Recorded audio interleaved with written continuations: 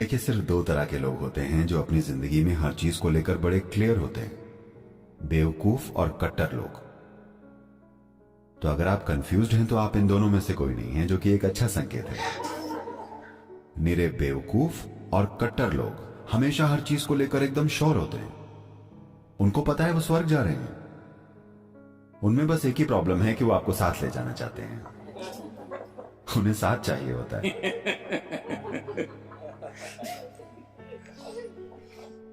ये एक ऐसी चीज है जो हर जगह चल रही है, खासकर पश्चिमी दुनिया में, पर ये शहरी भारत में भी बढ़ते हुए पहुंच चुकी है। वो ये कि आप चाहते हैं कि आपने सब कुछ सोच समझ लिया हो। ये ऐसा ही है। देखिए,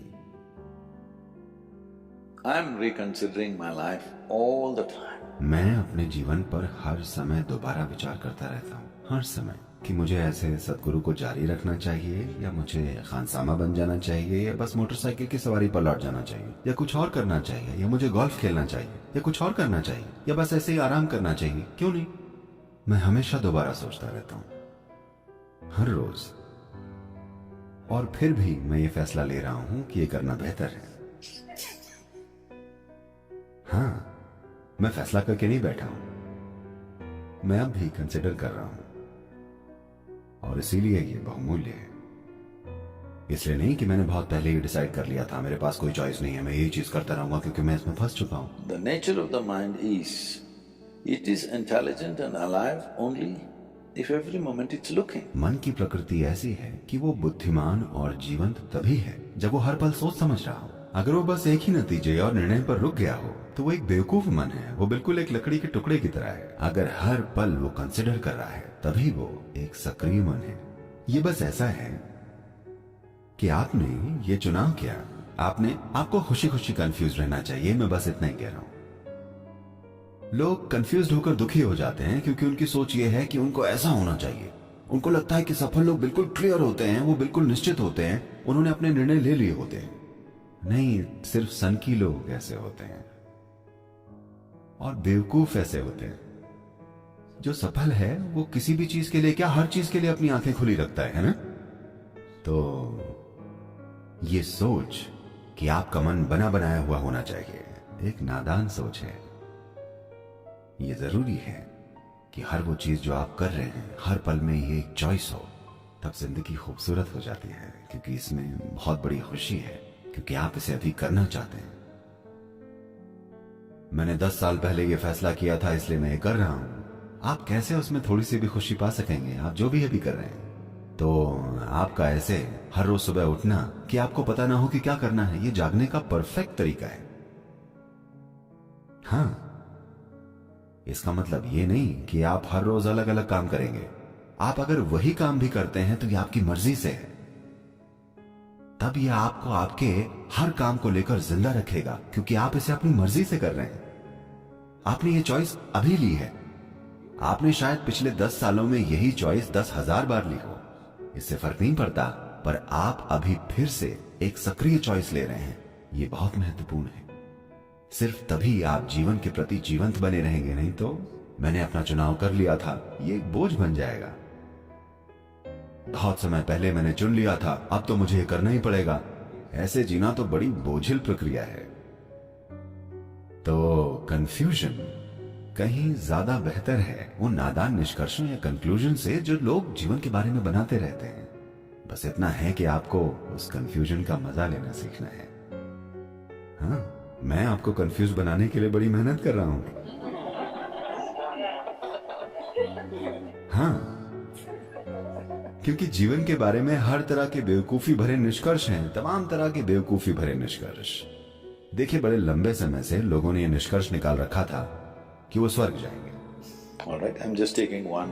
ठीक है, मैं अभी एक मुश्किल खड़ी करने वाली चीज उठा रहा हूं, क्योंकि अफगानिस्तान में जैसी स्थिति है ये दुनिया में हर किसी को परेशान कर रही है। ये स्वर्ग पसंद करने वाले लोग वो इस धरती पर करते ये हैं क्योंकि वो स्वर्ग जाने वाले हैं, इसलिए इस धरती पर जो कुछ भी है उसकी कीमत नहीं है। वो वैसे भी स्वर्ग जा रहे हैं, तो अब वो इसको सबके सामने ले आए हैं। ऐसा हमेशा से था, पर ज्यादातर लोग इसे देखते नहीं हैं।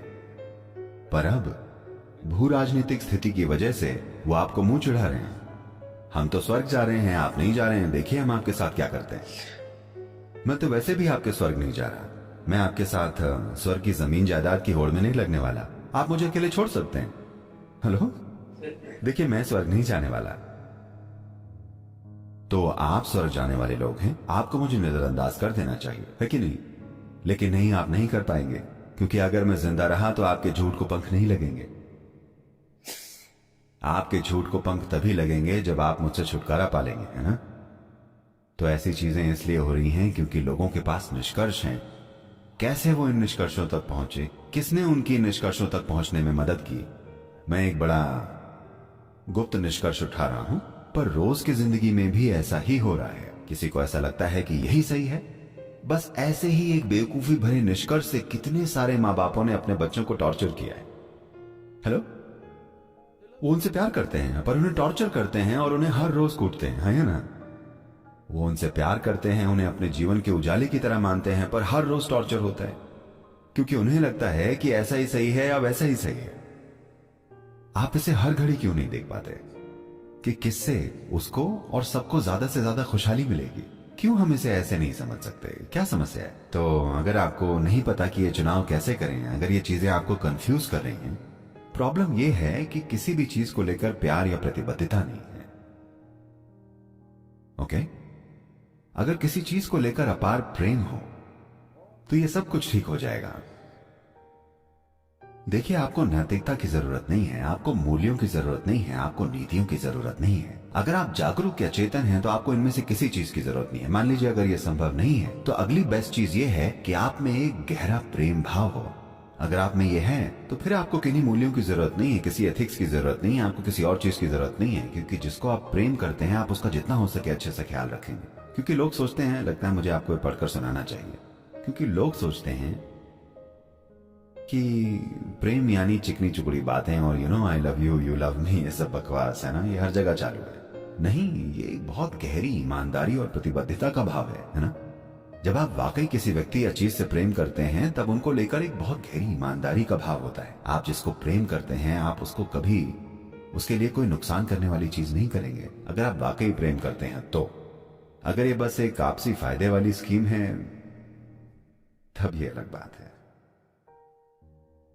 केवल मधुर शब्दों या नर्म स्पर्श और रसीले भावों के लिए नहीं होता प्रेम। प्रेम वो आधारशिला है जो ईमानदारी, साहस और बलिदान पर टिकी होती है। सिवाय उनके जिनके हृदय प्रेम में भीगे होते हैं, उनके अलावा कौन अपने बजाय औरों की भलाई को रखता है? और कौन खड़ा हुआ है चेतावनियों और खतरे के सामने? सिर्फ वो जो प्रेम में निवेशित होता है। कौन हुआ है प्रेम करने वालों जितना तत्पर, जो कर सके प्रेम के लिए स्वयं को और अपना सब कुछ बलिदान? प्रेम ही है सबसे कोमल और मुलायम सारे मानवीय गुणों में। आपको कुछ ऐसा रचना पड़ेगा।